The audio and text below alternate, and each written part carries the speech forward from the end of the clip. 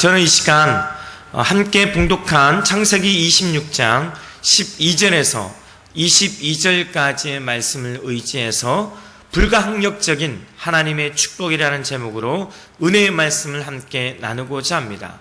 모피의 법칙이라는 말이 있습니다. 이 말은 일이 좀처럼 잘 풀리지 않고 갈수록 꼬이기만 할 때 사용하는 말입니다. 우리는 일상생활에서 이러한 일들을 종종 경험하게 됩니다. 큰맘 먹고 세차를 했어요. 근데 그 다음날 비가 오는 것입니다.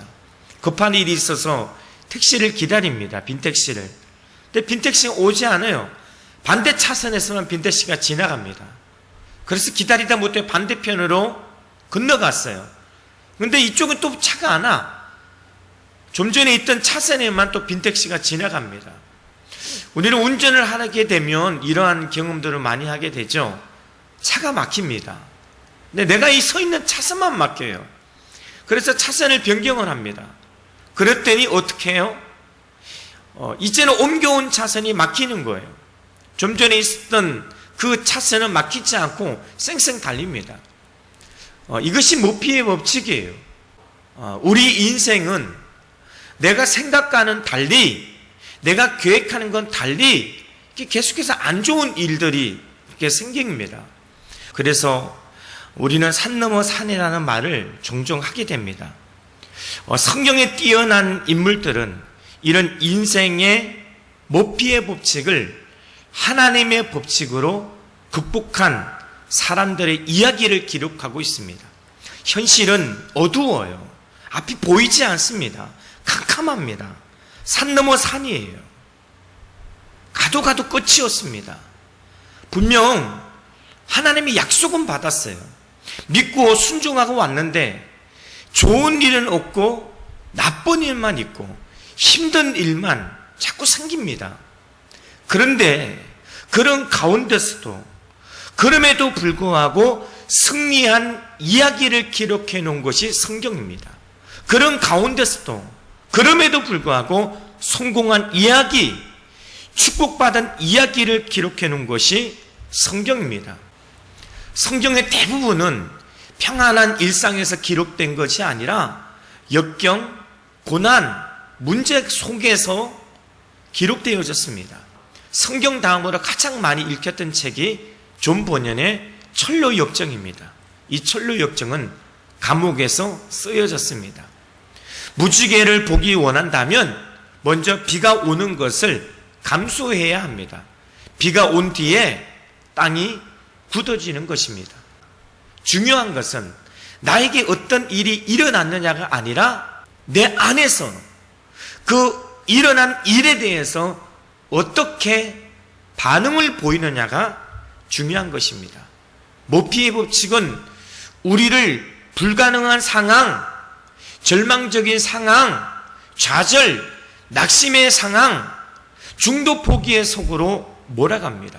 그러나 하나님의 법칙은 그 어떠한 상황 속에서도 그 어떠한 악조건 속에서도 승리하게 만듭니다. 지금 저와 여러분의 현실이 환경적으로, 육체적으로, 영적으로 모피의 법칙에 빠져 있습니까? 하나님만 의지하십시오. 하나님만 구하십시오. 그 길만이 승리의 길이며 그 길만이 축복의 길이며 그 길만이 살 길인 줄로 믿습니다. 내가 어떻게 해보려고 하지 마십시오. 나는 위험합니다. 나는 할 수 없습니다. 마태복음 19장 26절에 예수님께 친히 말씀하십니다. 사람으로는 할 수 없으나 하나님으로서는 다 하실 수 있느니라. 사람은 불가능하지만 하나님은 다 하실 수 있습니다. 여러분, 하나님의 살아계심을 믿으십니까? 네. 그 살아계신 하나님이 지금 나와 함께 하심을 믿으십니까? 네. 그 하나님은 만복의 근원이십니다. 저는 찬송가 28장을 참 좋아합니다. 복의 근원 강림하사. 하나님은 만복의 근원이 되십니다. 1절 가사에 보니까 복의 근원 강림하사 찬송하게 하소서. 한량없이 자비하심 측량할 길 없도다. 2절 가사 주의 크신 도움 받아 이때까지 왔으니 이와 같이 천국에도 이르기를 바라네. 3절 주의 귀한 은혜 받고 일생 빚진 자되네. 주의 은혜 사슬대사 나를 주께 메소서. 모든 복은 하나님으로부터 주어지는 것입니다. 우리는 주의 은혜의 사슬에 매여야 합니다. 우리 인생의 삶은 둘 중에 하나입니다. 만복의 근원 대신 하나님께 매이든지 아니면 나에게 매이든지. 나에게 매이면 세상과 환경에 밥이 됩니다. 하나님은 저와 여러분의 아빠, 아버지가 되십니다. 그분은 항상 우리에게 복을 주시고 생명을 주시고 행복한 삶을 주시는 분이십니다. 그래서 하나님께서는 어떠한 사람에게 복을 주시겠다고 약속하시면, 어떠한 사람에게 은혜를 주시고자 작정하시면 그 사람 반드시 복을 받습니다. 하나님의 축복은 때와 장소를 가리지 않아요. 하나님의 축복은 상황을 따지지 않습니다. 왜요? 하나님의 축복은 불가항력적이기 때문에 저항이 불가능해요. 거부할 수 없습니다. 막을 수 없습니다. 또한 그러한 축복은 빼앗아 갈 수가 없습니다. 빼앗을 수 없는 축복, 이것이 바로 불가항력적인 하나님의 축복입니다.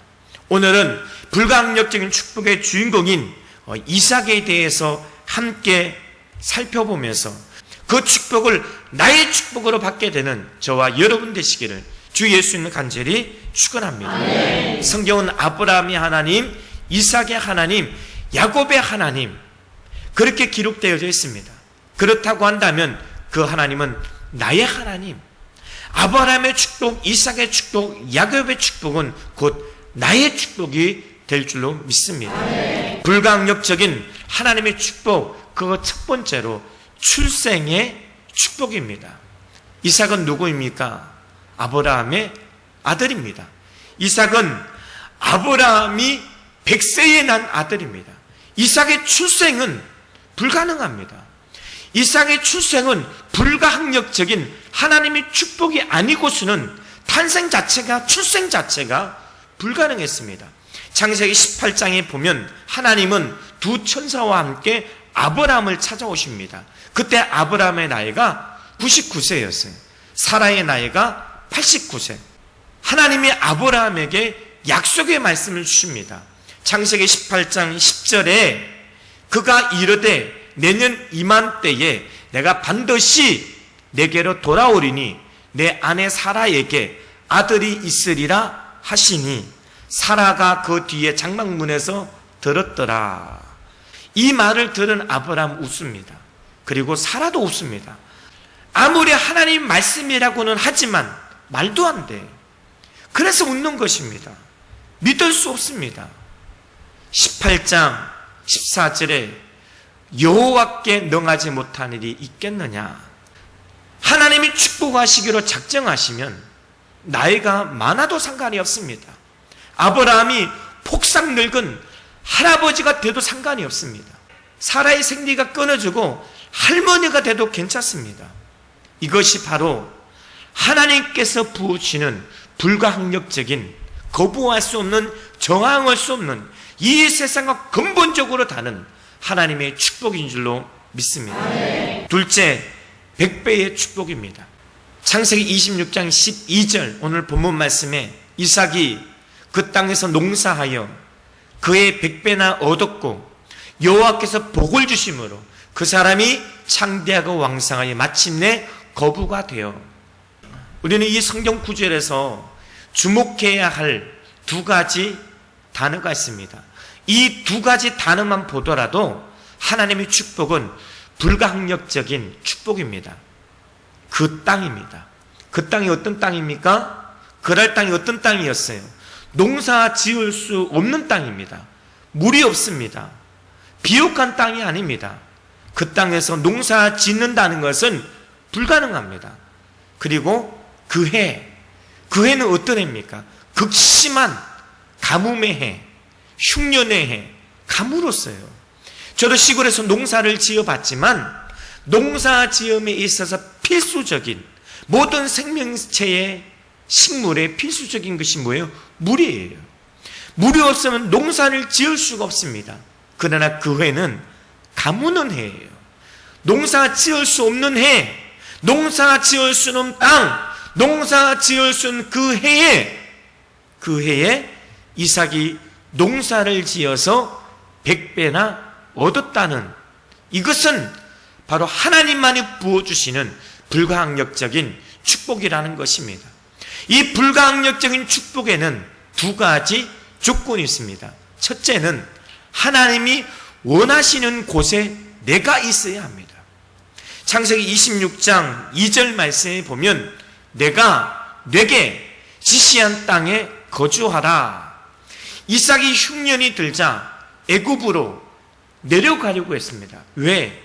이삭이 생각하는 애굽 땅은 비옥한 땅이기 때문에, 농사 짓기 좋은 땅이기 때문에 이삭은 애굽으로 내려가려고 했습니다. 그때 하나님께서 이삭에게 나타나셨어요.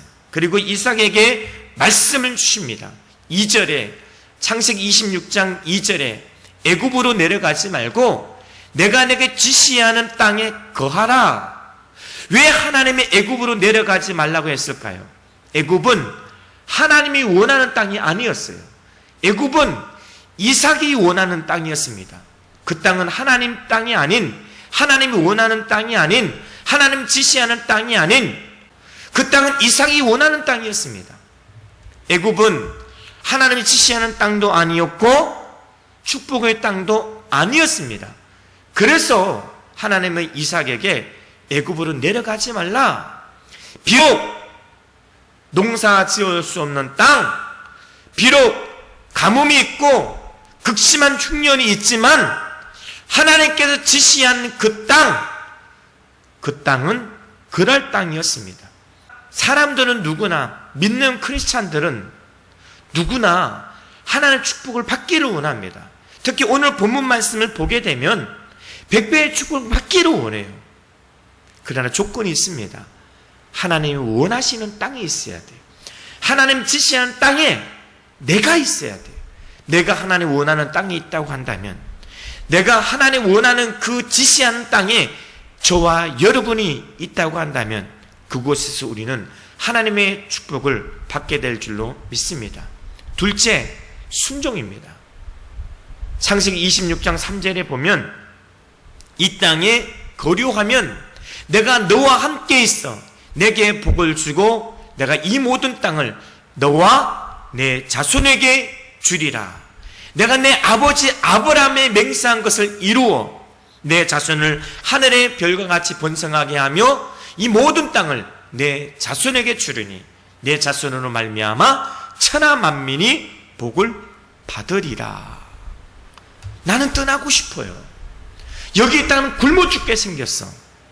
떠나야 살 것만 같습니다. 그러나 주님의 말씀은 이 땅에 거류하면, 이 땅에 순종하면, 내 말에 순종하고 이 땅에 정착하면, 가뭄과 흉년에도 순종하면 복을 받는다는 것입니다. 인간은 당장의 눈앞에 현실을 봅니다. 당장의 눈앞의 현실을 봐요. 아브라함의 조카 롯, 아브라함도 조카 롯도 부하게 됐습니다. 가축들이 많았어요. 그래서 아브라함의 목자들과 롯의 목자들은 싸웁니다. 다툽니다. 아브라함이 제시를 합니다. 나나 너나 내 목자나 내 목자나 다툴 필요가 없다. 우리는 한 혈육이니 나를 떠나라. 내가 좌하면 내가 우하고 내가 우하면 내가 좌하리라.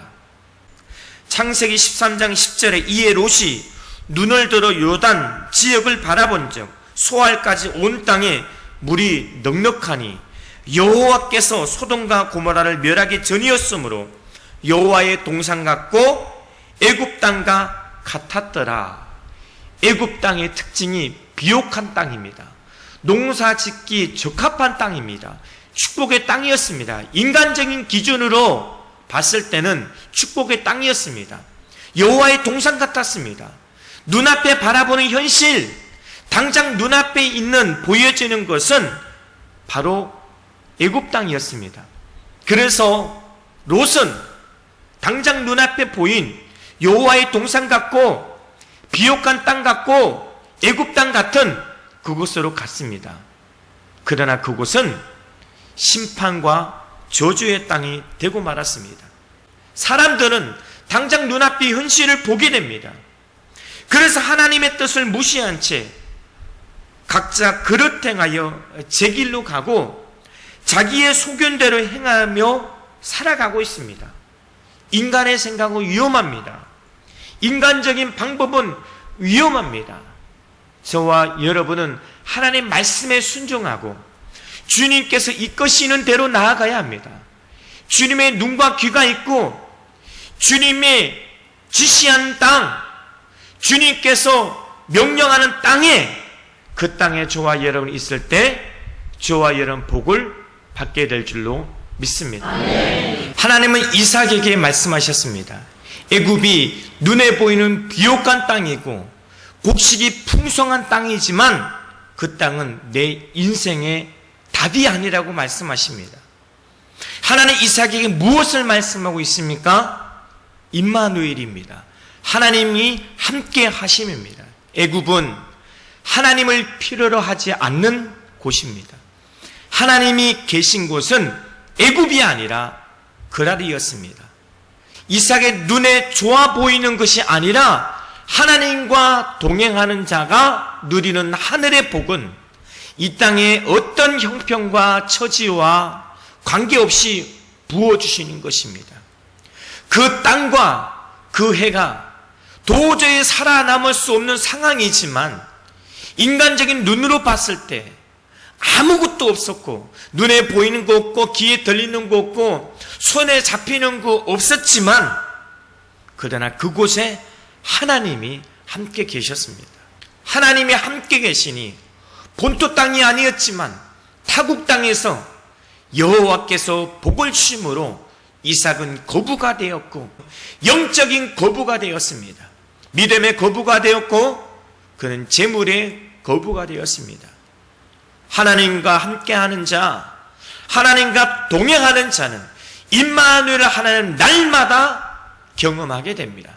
그리고 자기 자신을 부인하고 자기 생각을 부인하고 자신의 인생의 노하우를 의지하지 않고 하나님의 말씀을 의지하면서 세상이 아닌 하늘의 가치관을 두고 살아가는 자들입니다.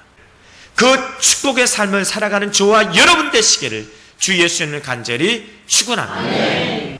마지막 셋째, 우물의 축복입니다. 우물의 축복은 생업을 말합니다. 직장, 사업장, 생명의 축복입니다. 그랄 땅에는 우물 없이는 아무 일도 할 수 없고 생명 유지가 불가능합니다. 창세기 26장 12절 13절의 말씀에 보면 이에 블레셋 사람들이 시기하여 모든 생명의 젖줄과 같은 우물들을 흙으로 메워버리고 이삭의 일행을 쫓아냈습니다. 쫓겨난 이삭은 골짜기에 또 다시 우물을 팝니다. 물이 터져 나옵니다. 그러자 그 골짜기에서 목축을 하던 그랄 목자들이 몰려와서 이 땅은 우리 땅이고 그래서 자기네 것이라고 또 우기면서 그것을 빼앗아 버립니다.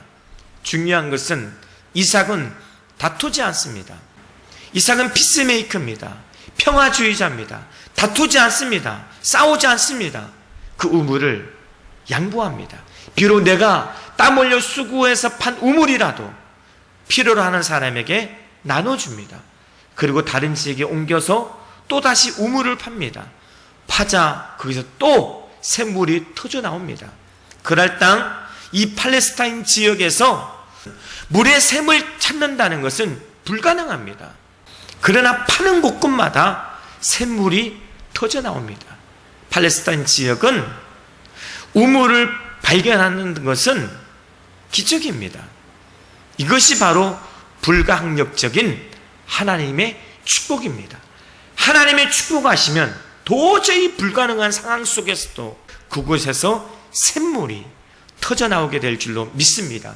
영원히 마르지 않은 샘물이 터져나오게 될 줄로 믿습니다. 이러한 이삭에게 하나님께 나타나셔서 블레셋 사람들이 이삭을 쫓아내도 이삭은 골짜기에서 복을 받았습니다. 파는 우물마다 자기네 것이라고 우기고 빼앗고 혹으로 메워도 이삭은 복을 받습니다. 이를 목격한 블레셋 왕 아비멜렉이 이삭이 두려운 거예요. 그래서 이삭을 찾아와서 평화 조약을 요청합니다. 창세기 26장 28, 29절에 그들이 가로되 여호와께서 너와 함께 계시면 우리가 분명히 보았으므로 우리의 사이 곧 우리와 너 사이에 맹세를 세워 너와 계약을 맺으리라 하였노라. 너는 우리를 해하지 말라. 이는 우리가 너를 범죄하지 아니하고 선한 일만 내게 행하여 너로 평안히 가게 하였음이라. 이제 너는 여호와께 복을 받은 자니라. 할렐루야. 이처럼 믿음의 조상 아브라함의 후손들, 저와 여러분에게 우리 주님은 말씀하고 있습니다. 내 말씀대로만 살아가면, 내 계획대로만 살아가면, 내가 지시할 땅, 내가 원하는 땅에 내가 그 자리에 있기만 하고 내 말씀에 순종하면 그 누구도 저항할 수 없는, 그 누구도 막을 수 없는, 그 누구도 빼앗을 수 없는 불가항력적인 하나님의 축복의 주인공이 될 줄로 믿습니다. 그 은혜의 삶, 그 복된 삶 누리며 살아가는 저와 여러분 되시기를 주 예수님을 간절히 축원합니다.